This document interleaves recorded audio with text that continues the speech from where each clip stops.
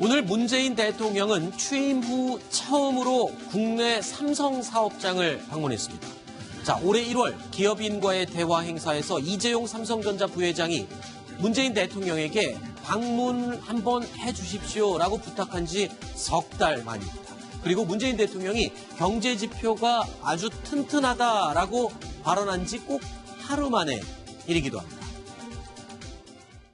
이곳 삼성전자는 2030년까지 133조 원을 투자하여 파운드리 세계 1위로 도약하겠다는 야심찬 목표를 밝혔습니다.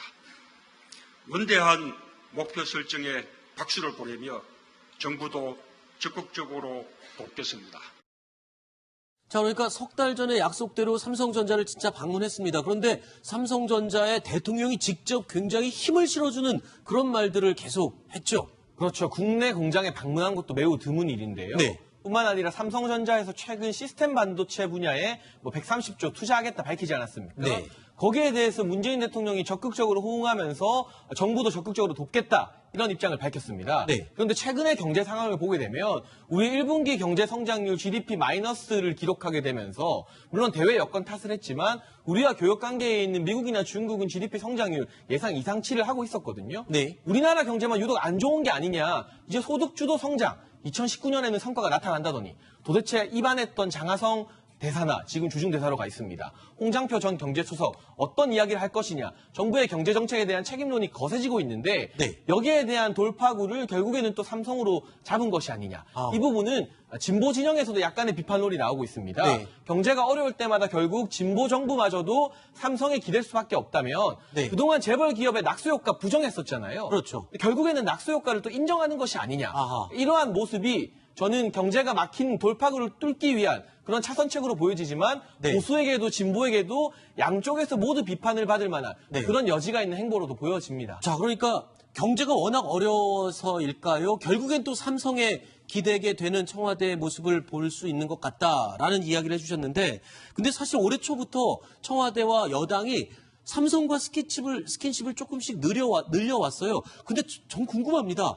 도대체 지금 현 정권과 삼성의 관계는 어떤 겁니까? 사실 검찰은 지금 삼성 분식회계를 아주 정조준하고 있고 또 한쪽에서는 삼성전자에 힘을 실어주면서 잘하고 있다 격려를 하고 있고 이거 어떻게 봐야 되는 겁니까? 그러니까 참 이 현 정부가 보면 뭔가 경제 발전을 위해서는 삼성의 손을 벌려야 되는 것이고 네. 또 재벌 개혁이라는 측면에서는 또 삼성을 어떤 면에서 보면 홍보를 해야 되는 것이고 지금 현재 이재용 부회장 같은 경우는 대법원에 이제 계류가 돼 있지 않습니까? 지난번 국정농단 사태와 관련해서 있기 때문에 이게 이제 곧 이제 아마 대법원 결정이 날 수 있는 그 상황에다가 또 삼성바이오 같은 경우는 지금 삼성바이오 지금 관련 기관의 임원 2명을 지금 구속을 시켰습니다. 네. 또 서울중앙지검이 지금 집중 수사를 하고 있거든요. 네.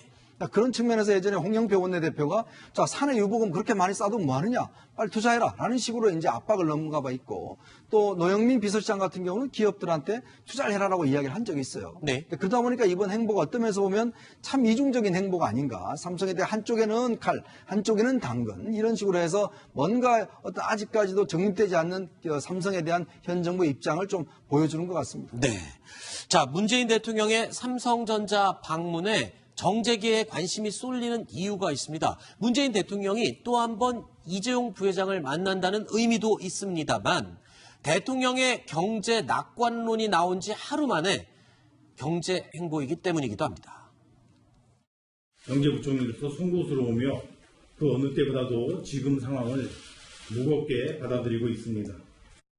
우리 경제의 기초 체력은 튼튼하기 때문에 물가 상승률, 실업률, 외환 보유고 등 국가 경제의 거시 지표들은 안정적으로 관리가 되고 있고 자, 굉장히 좋은 얘기들로 가득합니다. 진짜 경제가 좋아지고 있는 거 맞습니까? 그러니까 지금 현재 상황에서 예를 들면 이번 1분기 같은 경우에 이제 마이너스로 나왔죠, 성장률이. 네. 그렇게 네. 되니까 그 부분에 대해서 이제 2019년 1분기 마이너스 0.3%. 이 부분은 분명히 홍남기 부총리도 얘기했어요. 어려운 상황이고 네. 앞으로 해결될 수 있다.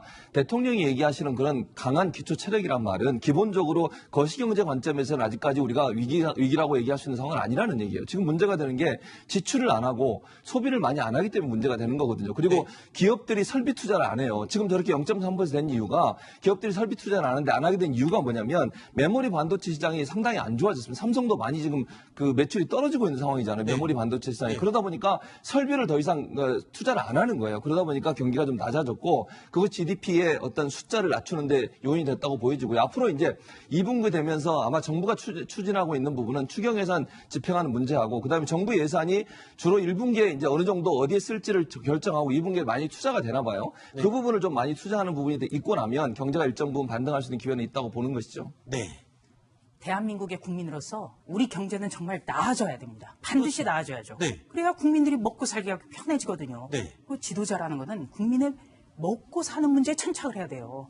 그런데 문재인 대통령의 발언은 굉장히 실망스럽습니다. 우선 1분기 경제 성장률이 10년 만에 최저치를 기록했어요. 네. 여기에 대해서는 현실 진단과 반성이 없습니다. 정책 변하지 않는다는 얘기죠. 그리고 대통령은 이 대외적인 여건이 크게 나빴다. 이런 말씀을 하셨는데 대외 여건이 나빴다면 미국과 중국도 떨어졌어야 되죠. 네. 그런데 여기는 예상보다 더 높은 경제 성장률을 보였습니다. 네.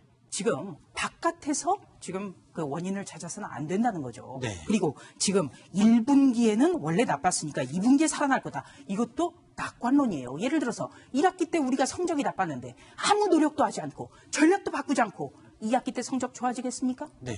정말 아니한 거예요. 그리고 김영삼 전 대통령이 그때 계속해서 97년에 뭐라고 했냐면 우리 경제 펀더멘탈 기본이 굉장히 튼튼하다고 얘기했어요. 그리고 IMF가 왔습니다. 네, 알겠습니다. 한국은행에서도 전혀 예상하지 못했던 역성장에 우려의 목소리가 높아지고 있습니다. 이런 가운데 이 문재인 대통령의 낙관론이 나오자 야당의 비판 세례를 직면할 수밖에 없었습니다.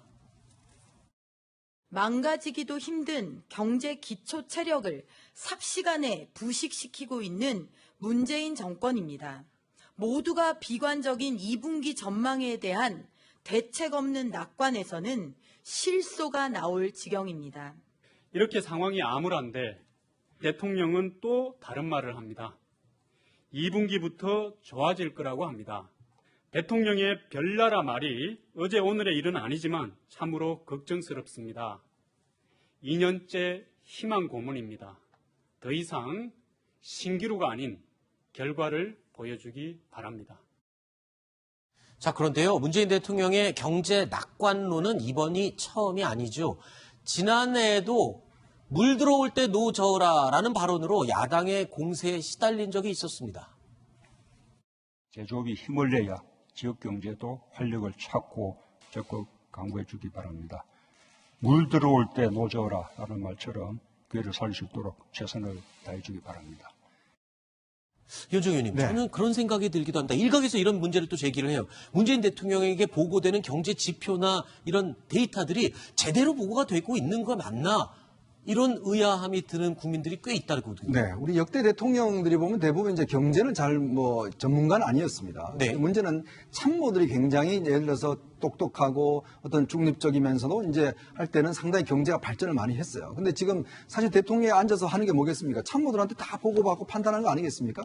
근데 이제 예전에 그 청와대에 있었던 참모들 이야기 들어보면 대통령한테 보고할 때 나쁜 수치를 절대 보고할 수가 없답니다. 아하. 왜냐하면 그렇게 되면 또 자기 책임인 것 같은 느껴진다는 거예요. 그러니까 뭐 하면 좀 좋은 수치를 이제 아무래도 강조를 하겠죠. 그리고 오늘 그랬으면 노영민 지금 비서실장이 밑에 그렇게 이야기를 했지 않겠습니까? 좋은 지표 좀 개발해서 홍보하는 걸 좀 TF 만들으라고 아하. 이야기했다는 거 아니겠습니까? 그러면 대통령 주변에 있는 사람들이 어떻게 경제를 볼 것이냐. 이게 굉장히 중요한데 사실 지금 보면은 굉장히 낙관론자들이 많아요. 그 지난번 퇴임한 장 실장도 마찬가지고 그렇기 때문에 대통령의 인식이 저렇게 좀 너무나 긍정적으로 바뀐 게 아닌가 그런 우려스러운 지점들이 있습니다.